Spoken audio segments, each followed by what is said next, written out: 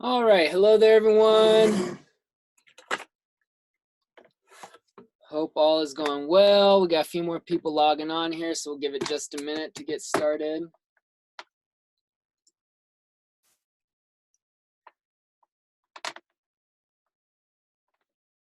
All right, so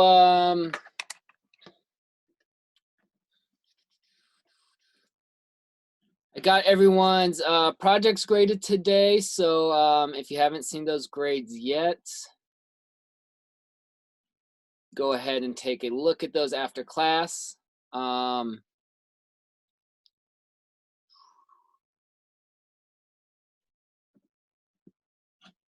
put comments on most people's work, just like general ideas of things that you could have improved on. And then a lot of the comments were kind of made thinking towards the next project. So if I said you needed darker values on your focal point, that's something you can apply to the next project. If I said you needed to work on saving it as a PDF file and make sure all your work is in one file, that's something you can add to the next project. But if you guys ever want more feedback or you need some visual examples of kind of what I was trying to explain in words, just shoot me a message and I can provide you with that, guys. Just want to make sure you guys are on the same page with what I'm, the feedback that I'm giving you on those projects, okay? All right. We'll get started in just a sec. Couple things I'm organizing here. Okay. All right, so today our lecture is going to be on contrast. So different sorts of contrast that we can use in our compositions. Some of these contrasts will specifically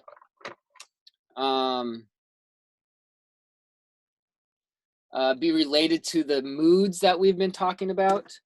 So some of them you'll see some of these specific types of contrast will be directly related to some of those different moods we talked about last class on Thursday. A few other bookkeeping things. Look out. I'll have a few new videos later this week for you guys to watch and study. Have you guys used the discussions feature in Canvas before with any of your other classes? The discussions by chance? No? So I'm going to post a video in the discussions later. That's just another example video that has examples of different sorts of moods. It's a fun movie. It's short, like 5 minutes long, animated movie. You'll recognize the characters. You may have seen it before. But I'll post that to the discussions for you guys to look at. Probably on Thursday sometime, maybe tomorrow. But just it'll be worth like 5 points, but you just reply to that and make a short little comment about the video. I'm just going to ask you to identify a few different moods and say where you saw those different moods in the movie. Okay, it'll be very simple, and I'll send a reminder message out to everyone when I post that. Okay. But it's a really fun movie that we usually watch in class, but I thought it'd be easier for you guys just to watch it on your own, and we'll do like a little digital discussion about it. Okay. And also next class in 1 week, we will be doing critiques.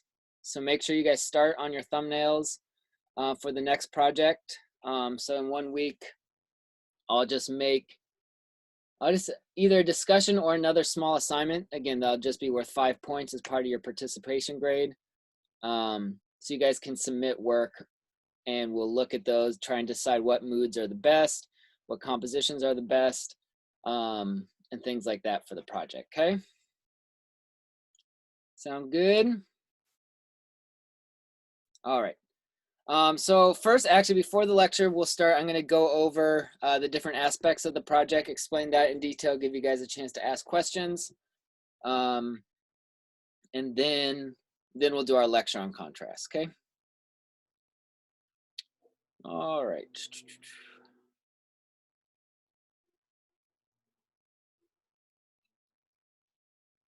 Okay.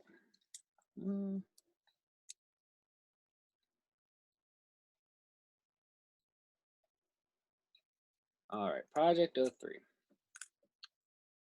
So it's almost the same as the previous project. There's just a few little differences of things. So you'll start out by choosing 3 moods.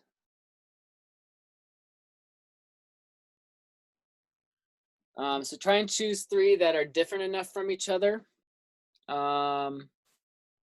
You don't want to choose relaxing, calm, and peaceful because those are basically the exact same. Try and choose some opposites. So ones that give you a good chance to try out all those different compositional shapes, compositional rules, compositional use of values, just so you can try a bunch of different ones, okay?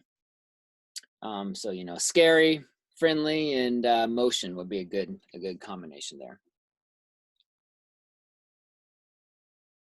If any questions come up as I'm going over this, just stop me or type it in the chat, and I'll make sure you get those questions answered.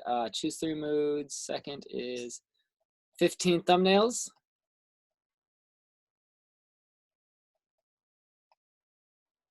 Um, 5 per mood.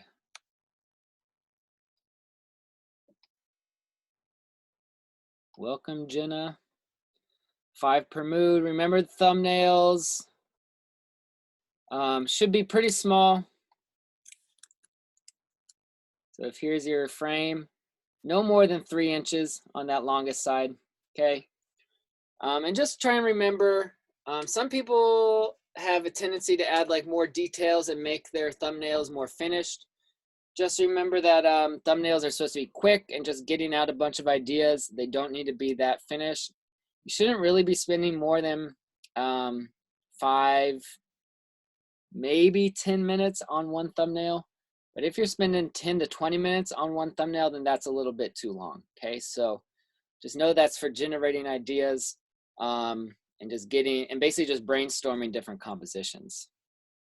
So now this is the new step. It's directly related to those thumbnails. So 3 work up sketches. So these 3 workup sketches, you will choose your best thumbnails, so your best one from each mood. So 1 from each of those moods, the one that shows the mood the most clearly, the one that has the clearest focal point, good shapes, good use of value, things like that. And so these workup sketches are meant to refine your design. So making any changes that you get from the critiques, any changes you see in yourself, really add values at this stage. Okay, so that's an important one. So figure out, you don't have to add all your values, but at least figure out where the light values will go, the dark values will go, and those middle values. Add details, anything else like that. So all of these changes and refinements should be based on the critiques you get. And it should be just a little bit larger or about twice as big as those thumbnail sketches. So the thumbnail sketch is about 3 inches. Workup sketch should be about 6 inches on the longest side. So about halfway. So this is where you can spend more time. So each one of those should take, you know, 20 minutes to a half hour, something like that. So that is where you can spend a little bit more time on those. So just spend a little less time on thumbnails, a little more time on workup sketches. Okay. And then this will directly lead to your 3 pieces of final art. So you'll have 3 final moods. That final art will obviously be in Illustrator.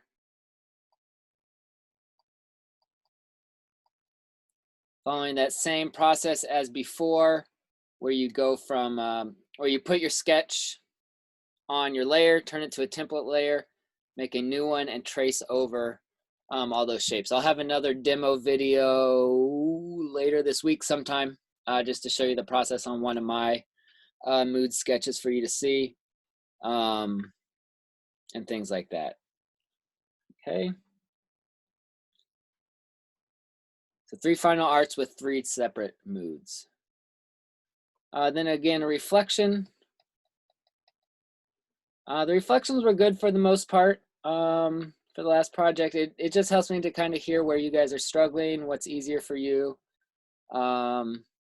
what's challenging, what parts you like, things like that. It's just helpful for me to hear a little feedback. Again, just 100 to 200 words, so 1 to 2 paragraph.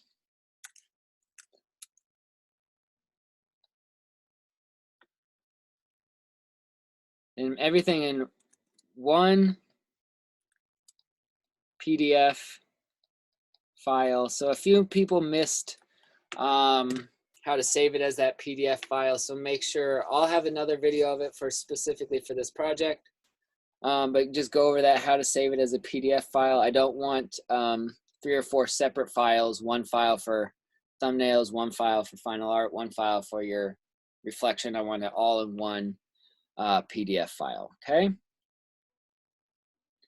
And that's what it'll be. So make sure, is there any questions on any of these steps for the next project?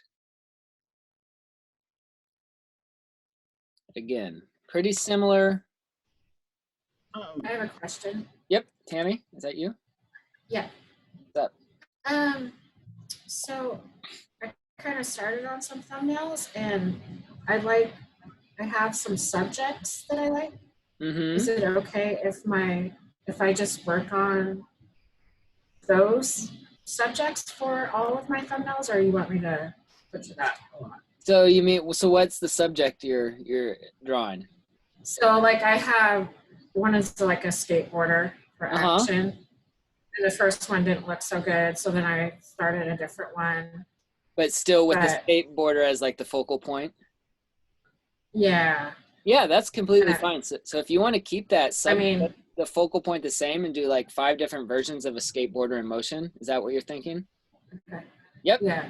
Yeah, that totally works. Okay. So each composition should be different enough, not the exact same composition, but the same subject matter is good. Then doing that way, guys, so anyone can do that. So that can be a little bit easier, maybe if you have trouble just coming up ideas of what to draw. So you can do, 5 different, seascapes for your calm ones. Just change it, make some symmetrical, some use the rule of thirds, some can have the same focal point, but they can be similar enough in terms of subject matter, but you're just making slightly different compositions and, working the mood in slightly different ways. So yeah, that's a good idea. So, and then you can keep that skateboarder for all those options. Yep. Any other questions on any of these steps?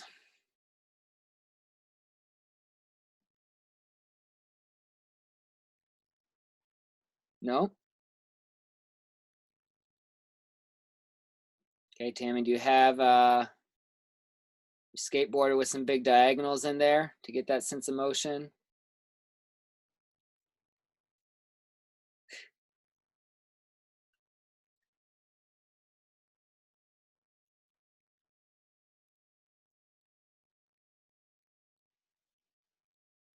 Okay, there's an idea. There's an idea for anyone.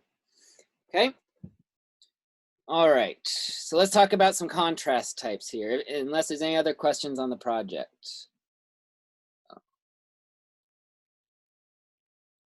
Cool. If anything else comes up during class or during the week, just shoot me a message and I will, I can get back to you guys that way, okay? All right.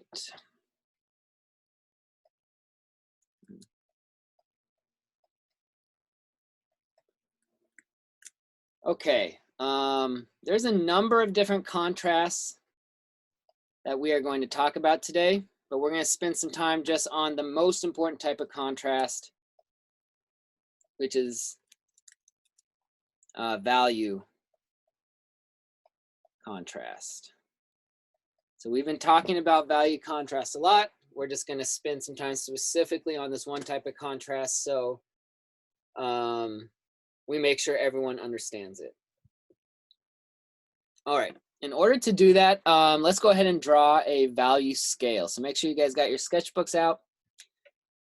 Has anyone drawn a value scale before? It's a exercise in a lot of just like beginning drawing classes, anything like that? Just draw 5 boxes. Each one only has to be like 1 inch or 2 tall in a row here. We're going to draw a value scale. Value.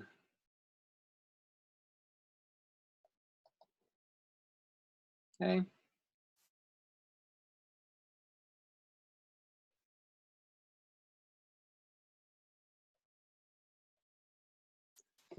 Okay, so we just want to have a smooth transition of value from pure white to pure black. And each one of these steps should just get a little bit darker and a little bit more gray. So this one will stay pure white, 0%, and then 100% black. And then obviously 50 will go in the middle.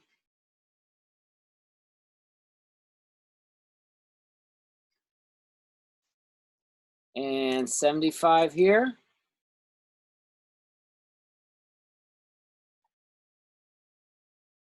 So depending on what you're drawing with, pen or pencil, you might have to draw these values a little bit differently. If you're doing it with pencil, it's probably more about how hard you're pressing. If you're doing it with pen, you probably have to build up some of your layers through hatching. So you may have something like this. You build up, maybe you guys have done hatching in other art classes before or in drawings you made yourself. You'll just basically build up dark values by layering a bunch of lines over on top of each other. That's probably close to the 75.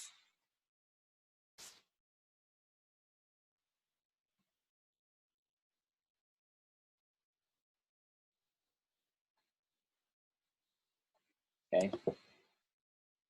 So this is going to have a lot of uses. So if anyone has done a value scale before, lots of times the value scales are a lot bigger. It may have 10, 15 different stops along the value scale. I like this one just because it's more simplified. These are kind of the main values that you're going to use throughout your projects. Also, these values, putting a number with these different values will help us to talk about the values better. So I might say, make your sky in the background a 25% gray, or make sure that your focal point is 100% black. Maybe make the trees and bushes around a 50% gray, okay? So it's gonna be important when we talk about it during critiques, things like that, to just communicate easier about the values that you are using. And this is the most important thing here I can stress.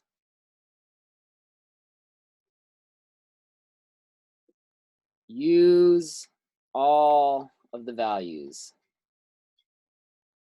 Too often I will see people usually just will be a little bit timid with their values, and they'll only use ones about in that range, kind of just those middle values. They'll avoid the darkest blacks and the brightest whites. So you don't want to do that. You want to use all those values, okay? It'll make your drawing look more complete. It'll make it look more finished and a lot more visually interesting to have all those values. We talked about with some of those moods like scary, maybe most of your values are in this section, but you can have a little bit of those lighter values, but you still want some of those lighter values. If your composition is friendly, then you'll want mostly these ones, but you'll have a little bit of those darker values. But overall, use all the values in every composition, okay?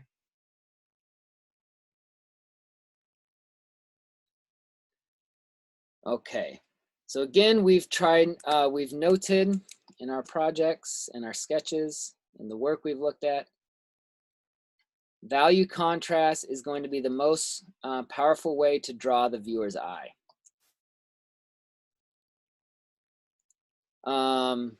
Humans are just inclined to look at things like that for the value contrast. That's why, street signs and signs along the highway usually have a very bright color, bright light value, an orange, a yellow with dark solid black text on there to make it really easy to read.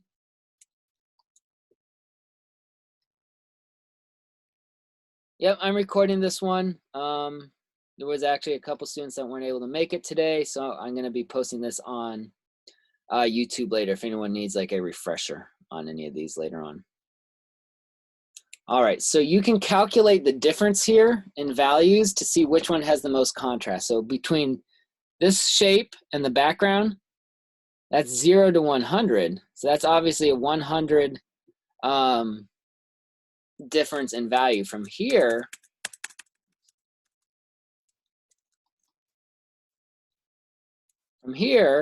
that's a 75 to a 100. So that's only a 25 difference. So wherever the biggest difference is in that value, that will draw the eye the most, okay?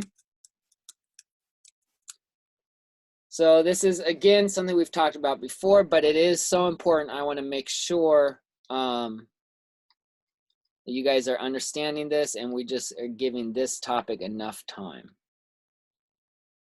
Did everyone get their value scales drawn out?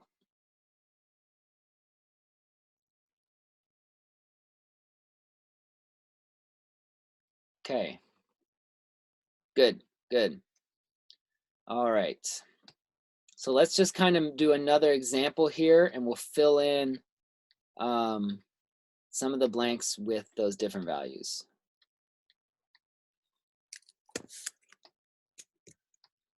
All right, so here's a common composition we might see.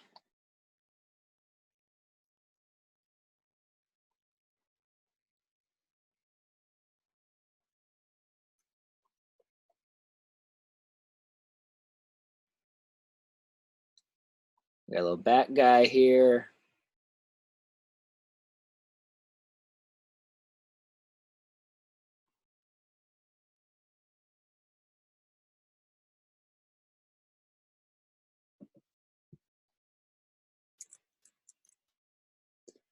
Okay.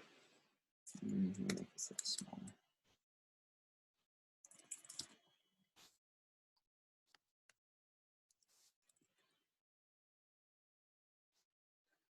Okay, pretty simple composition, but I want this bat to be the focal point. A good way to start, something I'll do a lot, if you have pencil, if you're drawing with pencil, it's easier to do. It's hard to do this with pen. So if you have pen, it may not work. It's easy for me to do digitally. But it's to put down just a 50% over everything, okay? That kind of just gets rid of that white space and it makes it stand out. Okay, so if I want the bat to be my focal point, what value should I put on the bat?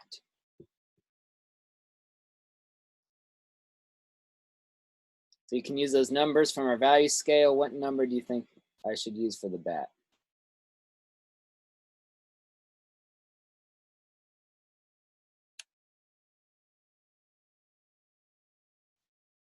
Yes, a solid black. Solid black there. So I'll mix. 80 is a good answer too, but I'll do a little bit of both. I'll start with some 80 and then I'll put some solid black on there, as long as there's some solid black on the bat somewhere. I'll fill it in with this 80. And then go down to 100% and put some 100% on here as well.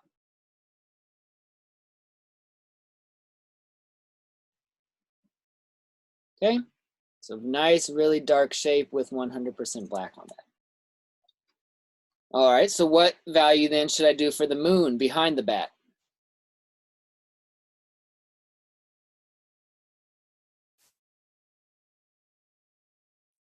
Yep, the 0. All right, cool. So we could call that, I mean, done for the most part. We have a good clear focal point. There's a 50% value over everything, but we're kind of missing that full range of values. We don't have the other values. There's no 25s, no 75 in there.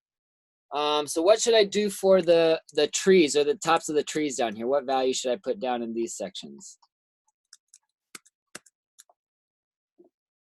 Any ideas? I want to separate it from the sky. So the sky is a 50. So I want it to be different from the sky. So the sky is 50. 0 to 50. Okay.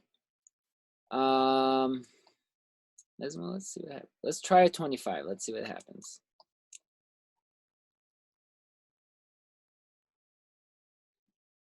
There we go. So a 25 would work. What I might like better though is a 75. Yeah. So Sang Lee said make that the trees 25 and then the clouds 25. Yep. So that just makes a little bit more logical sense to me, just because I know the clouds will be lighter, so I would choose a lighter value for the clouds. If the clouds are a light value, then I would want the bushes to be a dark value. Okay. So now we have that full range of values. There's some 50, 75, 25, 0, 100. So it does become a little bit like a mathematical formula. So this is a good way to check your final art, to go in and look at it and make sure you have those different values within there. Let's say I wanted to put some shadows in here. What value could I use for some shadows? Could I use solid black for shadows in here?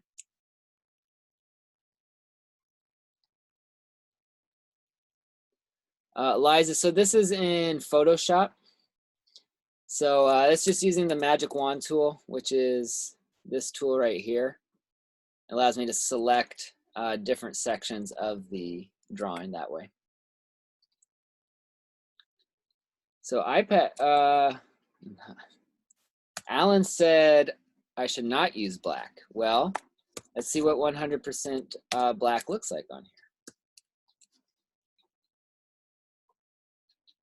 And actually, the 100% black is a good choice here. So I know a lot of, or I saw on not just this class, but other classes as well, where people kind of tried to avoid using 100% black other places in the composition. You can still use it, but here the value difference between here, this black, and this 75, 100 there, that's only a 25% difference. So this black isn't going to stand out because it's not against something light. If I put a black shadow here, now that's starting to get too much attention. So if I wanted to put shadows on the clouds, I'd make it just a little bit different, down to like a 30 or so. Okay, so as long as those values that are right next to each other don't have a big jump in the differences, then it will be okay to use. So really the biggest jump in differences is right here. Everywhere else is kind of close in values, but don't be afraid to use solid black other places in your composition, okay? All right, so I'm gonna give you guys a little sketching exercise here. So draw yourself a little frame like that, just a few inches tall. Oh.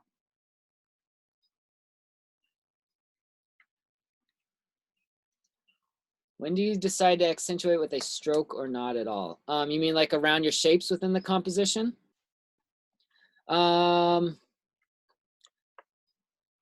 So things that are far away don't need a stroke as much. So I might just take the stroke off my clouds, just have that be a shape.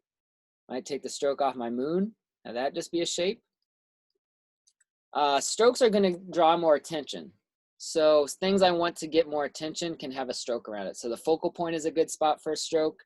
Also things that are closer to us, okay? That's a good question. So that's why lots of times I will build everything in my composition in Illustrator with just shapes first. So everything is just shapes. And then I'll just pick a few spots, usually in the foreground, usually things that I want to stand out like a focal point or a strong leading line that's pointing at a focal point.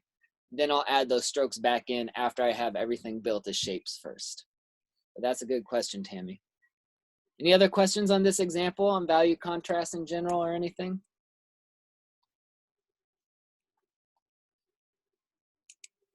Okay.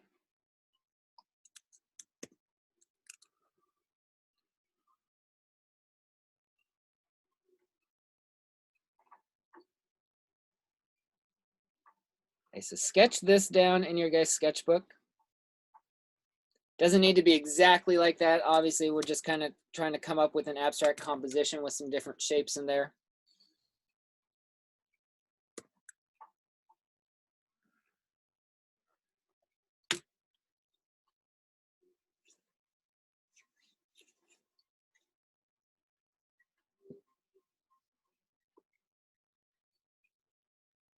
So what I would like you guys to do here is choose one of these shapes, any one of those shapes around here, and add value contrast to this piece to make that one shape that you chose the focal point. Okay? So a good way to start, especially if you're drawing in pencil, if you're drawing in pen, it may not work, is to put that 50% value over everything. Then make some shapes darker and erase your pencil in some shapes to make it lighter. Okay, so choose your shape and add value contrast to make it stand out.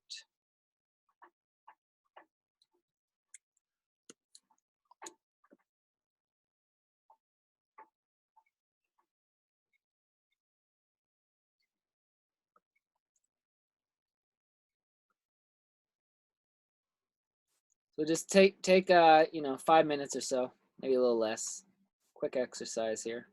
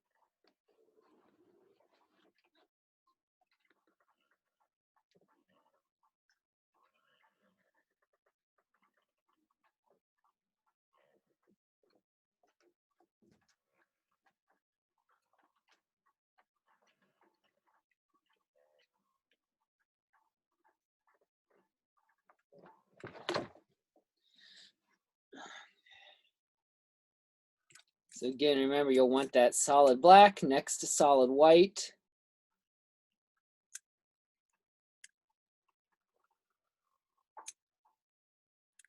On whatever you choose the focal point to be.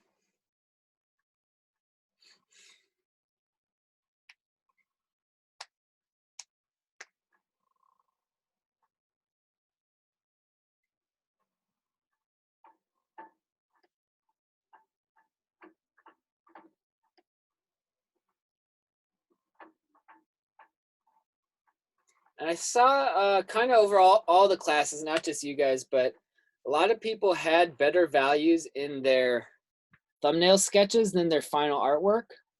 So if you get really good values in those thumbnail sketches, make sure you work hard to translate those values to your final art when it becomes digital. I know a lot of people can kind of lose track of exactly what value is supposed to go where when you're dealing with learning the new program and figuring out all those tools. But if you have it in your thumbnail sketch and those values are working really well, make sure you try and translate that and follow what you've already figured out in your thumbnails, because all the thinking and thought process should go on in your thumbnails. And then when you get to the final art, is just executing your ideas.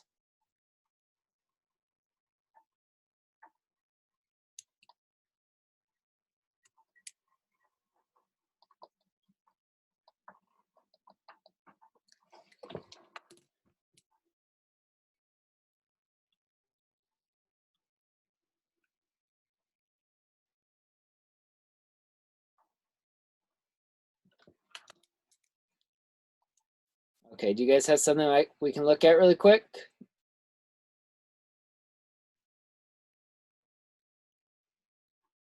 Okay, let's see if anyone has something they can hold up really quick. We'll take a quick look.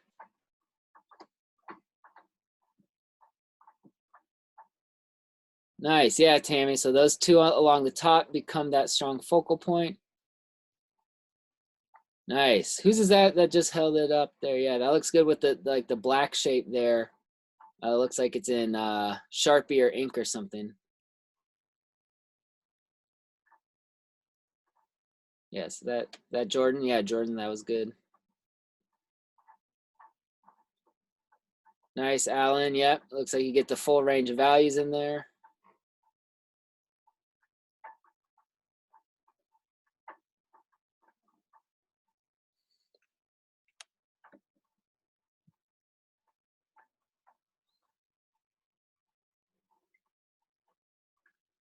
So that will always be that best way. So that's always the type of contrast I'm going to start with, all the way from thumbnail sketch to be thinking about the values that way and how those values are going to relate to one another.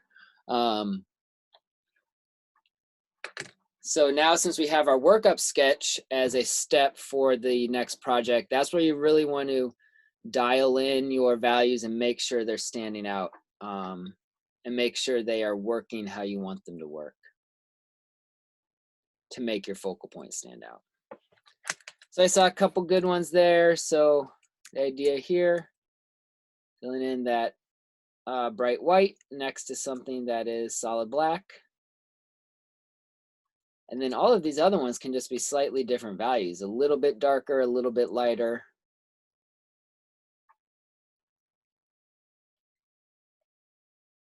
Some of these could be 25s as well. So the biggest value jump is going to be between here and here, because that's 100% difference between those two. So right here is where the eye is going to go, where those two dark and light shapes touch. And everywhere else, that's just a 25% difference, because that's a 75 to a 50. Same with this one, that's a 25 to a 50, so it's not as big of jump in value. Okay. So there are some other types of contrast that we will discuss here. Other contrasts.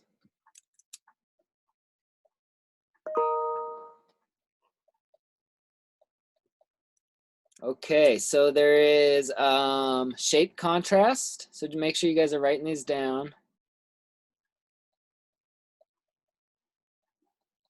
Size contrast.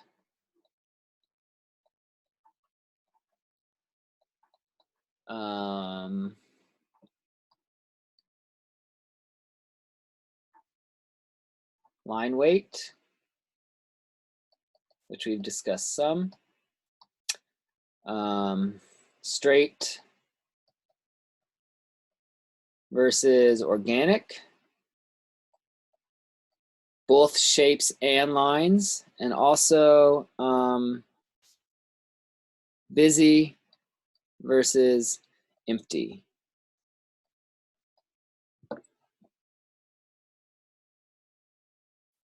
So you guys have noticed we've probably discussed some of these before. Some of these will be related to specific moods we've talked about. Like we talked about, size contrast is directly for making things feel large or small. We've talked about some line weight before. So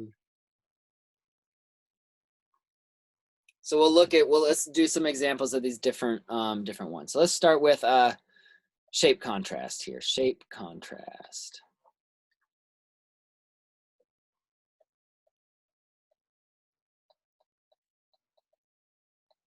So very, very simple. You can contrast any sorts of shapes. So maybe you have rectangular shapes versus round shapes, weird shapes versus simple shapes. You can have angular shapes versus rectangular shapes. Any of those are different sorts of shapes, and our eye will be drawn to the shape that's different. So again, the human eye is always drawn to what is different.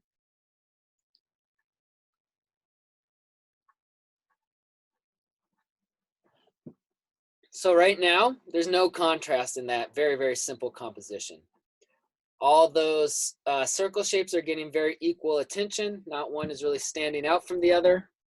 But all I have to do, come in here change this to an angular shape. So now that angular shape will automatically become the focal point there. Okay, so it's going to automatically stand out a whole lot to the viewer just because it's different than all those round shapes. We could push that contrast even more by making it a very weird, kind of exciting angular shape there. Okay. So these work for representational as well as abstract images. So we'll be kind of going back and forth between some examples for both. All right. Has anyone ever been to San Francisco or seen images of the San Francisco skyline in photos or movies or anything? So most of the skyline is all those rectangular buildings, but they have one building that is that triangular building called the Transamerica building. So that one stands out with a lot of contrast because it is that triangle shape where everything else is rectangular. So that is going to directly stand out from everything.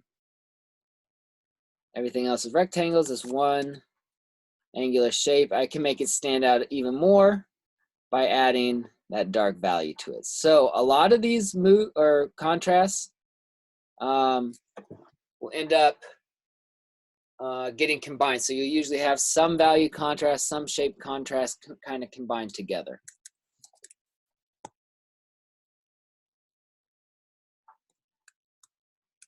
All right. Does that make sense for shape contrast? So it both will make your composition more interesting to have some variety in there, and some contrast in there, but it also will definitely draw your eye to whatever is different. All right, which one is next? So we went over size quite a bit yesterday, but we'll just cover it again.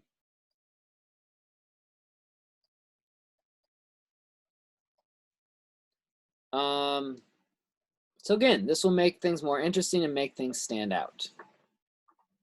So they actually use it for characters a lot. We'll look at an example later from a comic book where there's one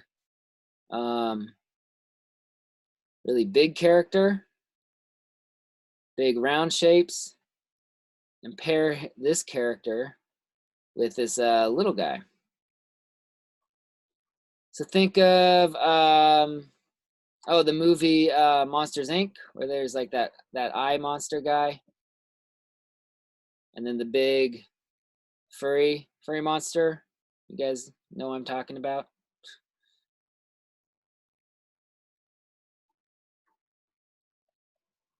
So good size contrast for those characters. So anything like that will make something feel large or small. Okay.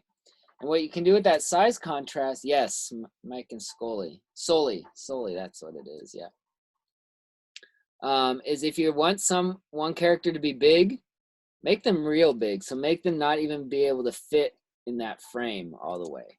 So I like to make whatever that big shape is, whether it's a character, it might be a building, it might be anything, but having it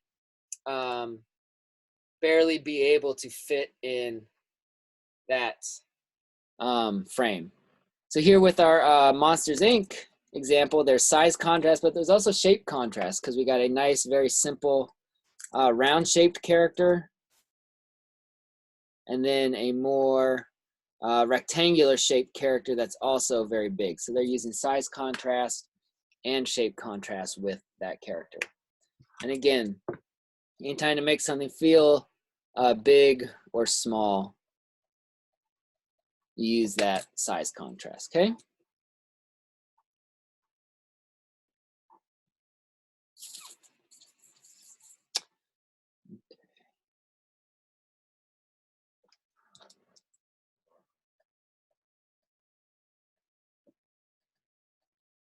Line weight contrast. So this is kind of partly what you were asking about earlier, Tammy.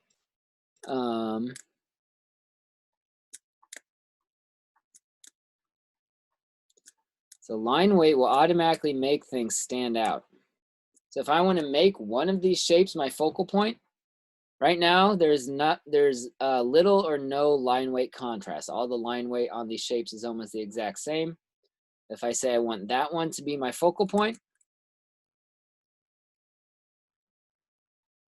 all I have to do is put a nice thick line around there. Now look how much attention that's going to get for that line weight.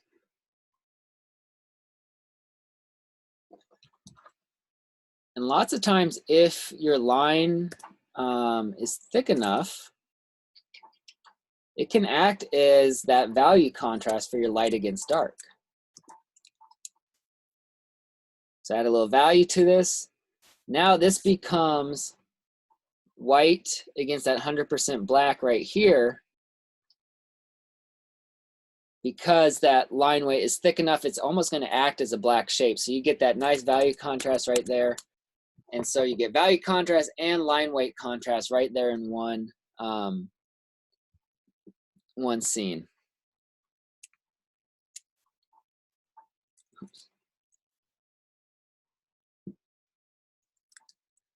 I made an example kind of like this early on, but again, also to show depth with that line weight.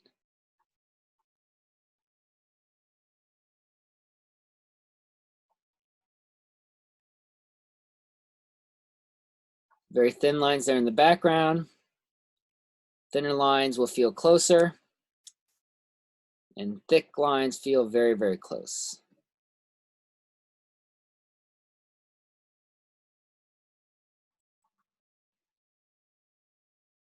Okay. It's going to be a lot more interesting in your piece if you get a variety of line weights in there. Some people had some really good line weights on the last project, so that's good. Just always try and push that. So thick lines for focal points and thick lines for things to feel closer. And again, Tammy, back to your question, if I wanted to do those clouds, if I had value on here, I could do the clouds and sun, maybe even the hills in the background with just shape. They may not even need a line around them.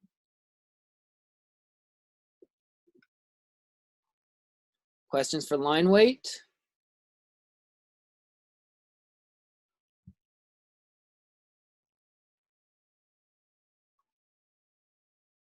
Okay, line weight. Hopefully we're good on that.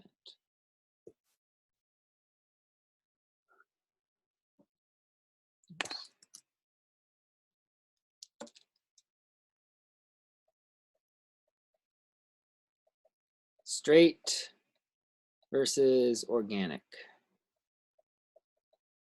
So this can be related to lines or to shapes. So straight shapes, straight lines will feel much more man-made, much more diagrammatic.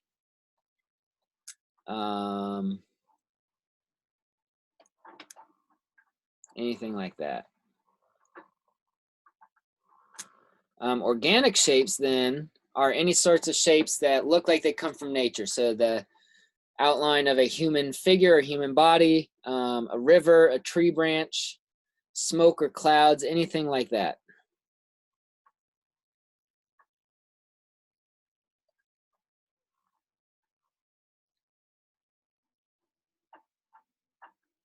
So again, it could be shapes or lines.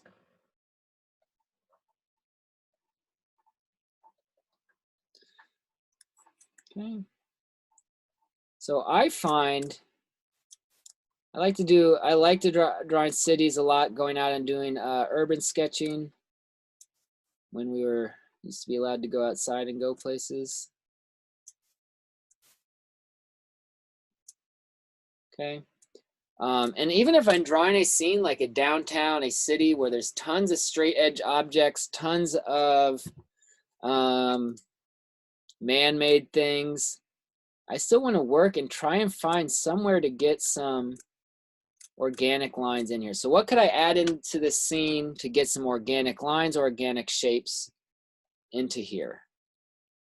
What sort of things could I add in there?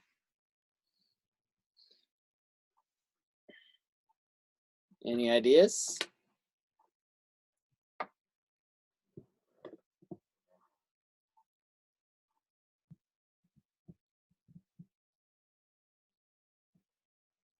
Yeah, trees. So we could add some trees coming up here from the bottom. These nice organic shapes down here.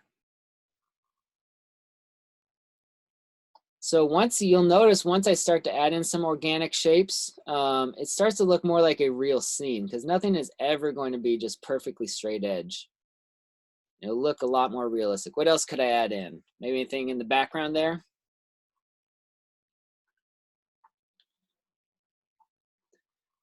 How about just some clouds?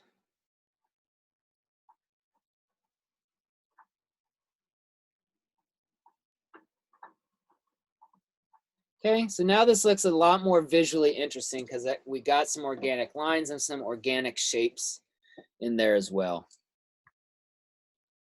The same thing can go the opposite way. So maybe you have a scene or a composition that has a whole bunch of organic lines. So maybe it's the inside on the close-up of a tree, something like that. Got leaves, different shapes like that. Everything's organic, fluid. And then if I put a straight edge object for my birdhouse, that will become the focal point and that will stand out from all those organic lines. Should probably put a thicker line around it. Can put some dark shapes on it as well. And now it stands out from all those organic shapes. So it can go either way, whatever you have dominating. This one has straight lines dominating. So I want to get a little bit of organic lines in here. This one has organic lines dominating. So I want to get a little bit of straight lines in there.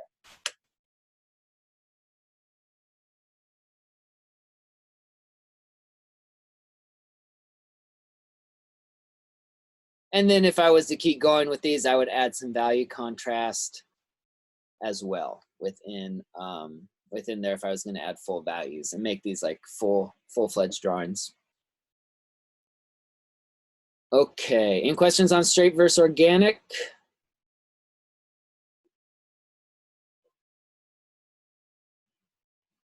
Okay. All right, this is an important one as well. Busy versus empty. So this can also be thought about as positive space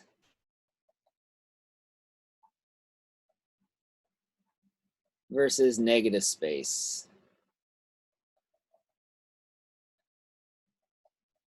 So this will directly be related to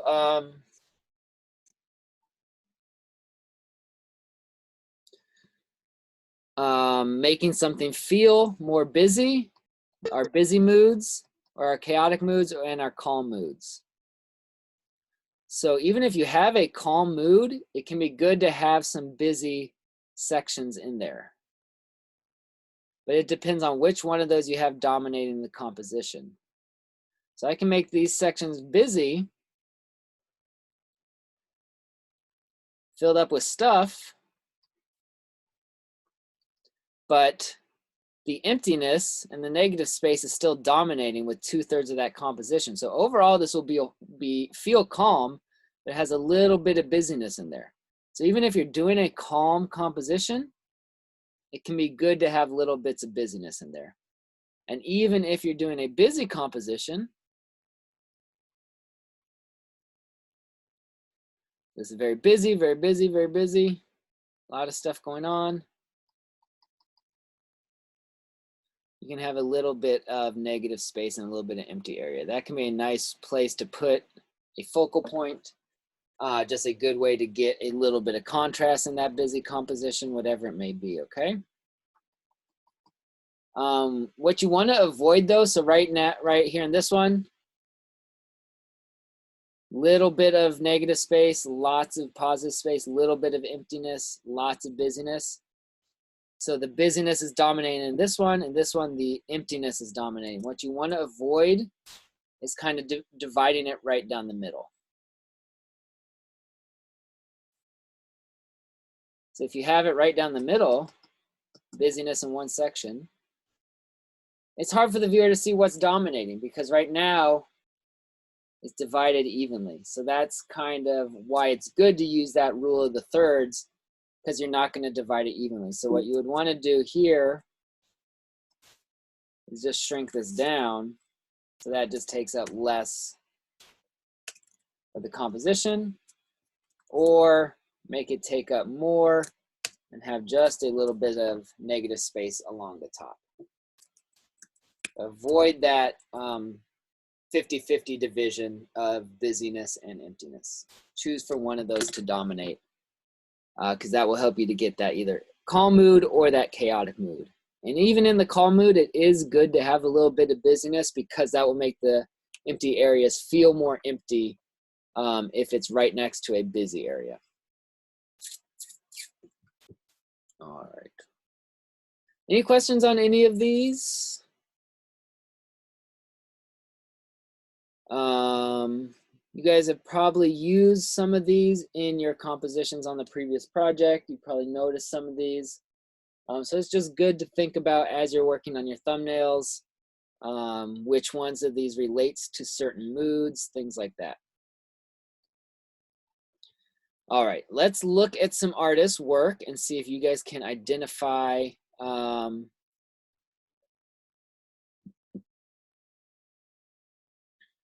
different contrasts.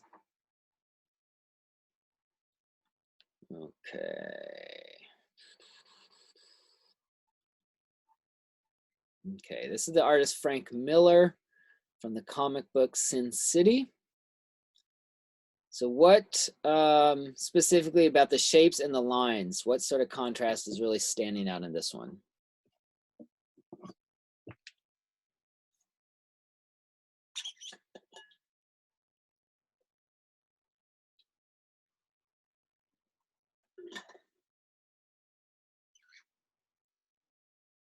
Yep, Jordan, yeah, straight and organic. Good. So all the shapes on the smoke going down to the guy on the sitting on the bed, these are all very organic shapes in here. So these are all very organic, very flowing, very loose shapes. And then he includes these very straight shapes and straight lines for the windows.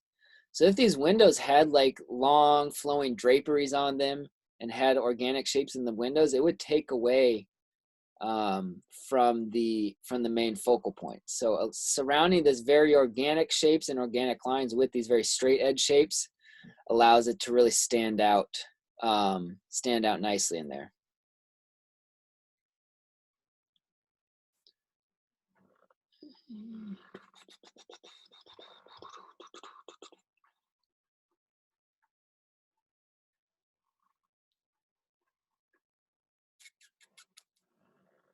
Here's the one going. There we go. All right, what sort of contrast do you guys see in this one? This is by the artist Jacene Leyendecker, American illustrator from the 20s. He did a lot of advertisements with his illustrations. This is an advertisement for these fancy shirts. So what sort of contrast do you guys see in here? There's a couple different ones that could work.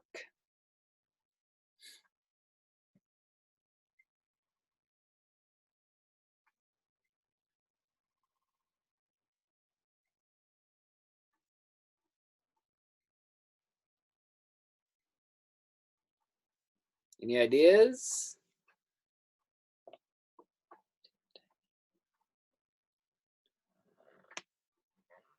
Okay, what did he do with the background here? Yes, lots of negative space. Yep. So that's what he did with the background. So the background is completely empty. Okay, so in reality, if this is like a photograph or real people sitting around, there would be more room behind these person. There would be maybe there's a wall, some windows, other bookcases, things like that. But if the artist included all those things, it would make the background busy. So right now, the foreground with the characters, with the patterns on the chair, the patterns on the wood, it's very, very busy. So a lot of stuff going on. So in order to contrast that busyness of the foreground and the focal points, the artist just made the background completely black. So completely empty there. So that creates a good balance between positive and negative space, between very busy areas and very empty areas there. Okay, and then obviously really good value contrast here. So making that background the solid black stands out with the very light shirts, the highlights on the skin, highlights on the hair here. So they really stand out as those clear focal points against a solid, stark, solid black background. So never be afraid to use that solid black. It's always going to be a good, very powerful value, going to be very bold and make your design usually very interesting. So he made a very good, strong use of black in here to contrast with the light of the shirts and the focal points. Okay.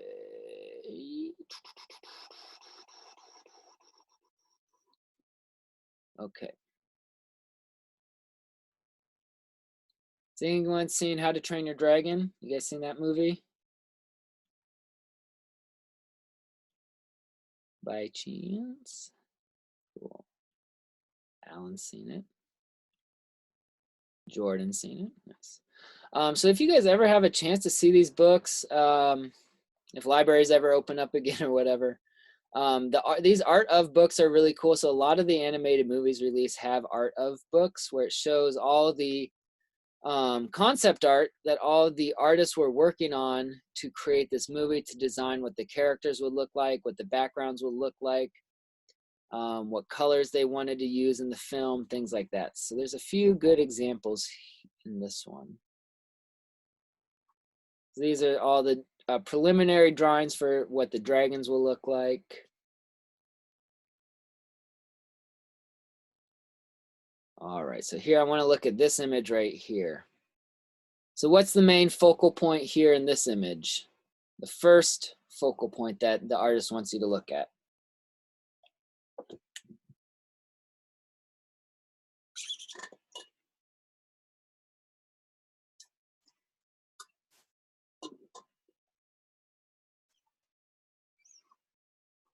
Yep, the flame, yeah. The flame coming from that giant dragon monster. So we got our brightest white here against solid black here in the shape of the dragon monster creature. So this is where we're gonna look first. That's gonna draw our eye. That's the most value contrast, is the brightest white. And the secondary focal point is gonna be these Vikings over here. So there is some value contrast here between the sky and the Vikings, but it's not as much of a value contrast as right here, okay? So that's gonna be the main one there. Another good one, strong focal point here. That's bright white, same idea against the dark shape. This would be the secondary focal point because the difference between the black here and this light value for the clouds is not as big of a difference as between the light in the mouth and the shape of these teeth here. Here's a good one using size contrast. So we know how big a boat is using scale here. So this is an absolutely massive dragon. Couple other ones. Here's designs for the different dragons. So here, this one, really nice angular shapes of the focal points of the dragon. So very angular wings, a lot of triangles with all these organic shapes of the clouds. So just really nice to have this be the one different shape in that composition. There's one other image I have from this book. I set aside, where is it? Oh, here it is.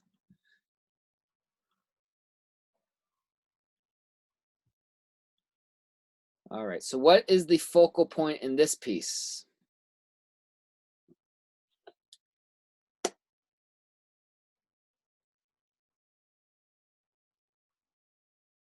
No, not the water. Give you a clue, it's small focal point.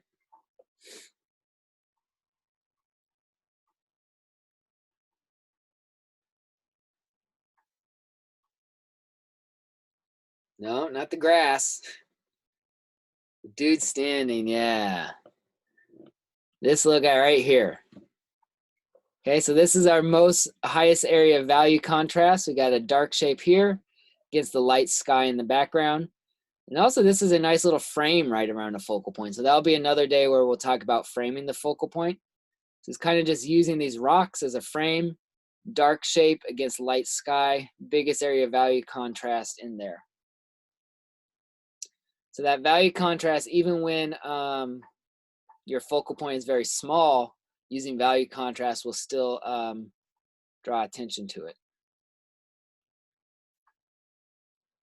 All right, that's pretty much it. Oh, let me show you that one other. So here's the size contrast of these two characters in a comic book page. So playing with the really big guy, big shapes compared to the little guy there. So even when they're on screen or in the same composition together, there's going to be no mistaking one character for the other. But also nice use of light values on the shirt, light values on the face, surrounded by dark values of the jacket and dark values of the hair. Same with the little guy, light face, light shirt, dark jacket, dark hair. So working in size contrast, some shape contrast, and value contrast in there. Okay, I think that's all. Those are probably the best ones to see. Here's another one, eliminating that background to create value contrast and create an empty area versus a busy area. So this is kind of opposite of the last one where the guys are in dark jackets against a light background. And then busy areas in the positive space and emptiness in the negative space.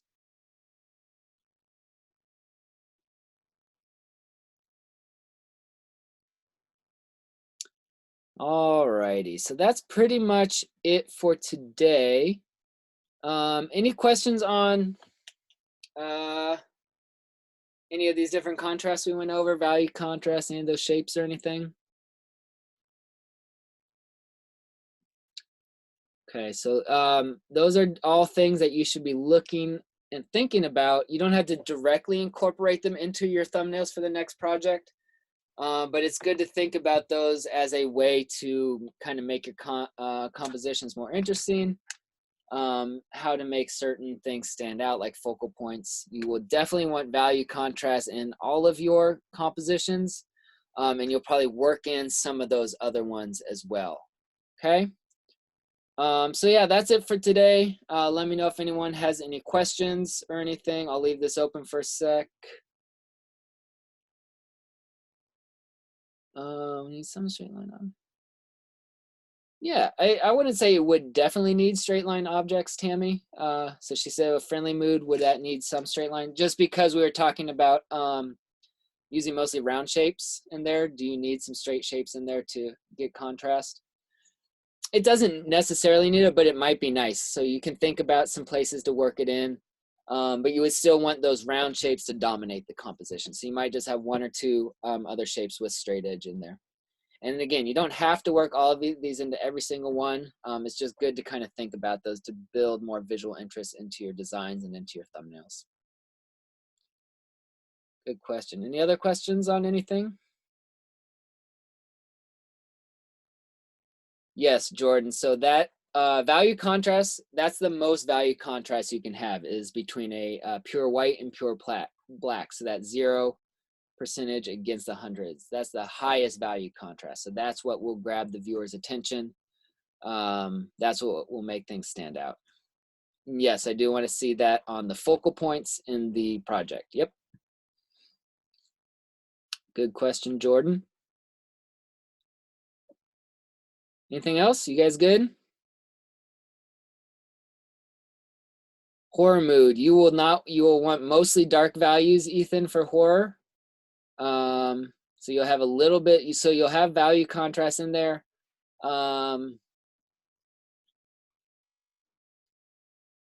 Or yeah, you may not need that many of the other contrasts because everything will be kind of those weird angular shapes. So that can be used to stand out. But maybe you have one normal thing in your horror scene. So if you have like a normal character in there surrounded by that horror scene, so that one more regular shape would stand out against a bunch of angular shapes.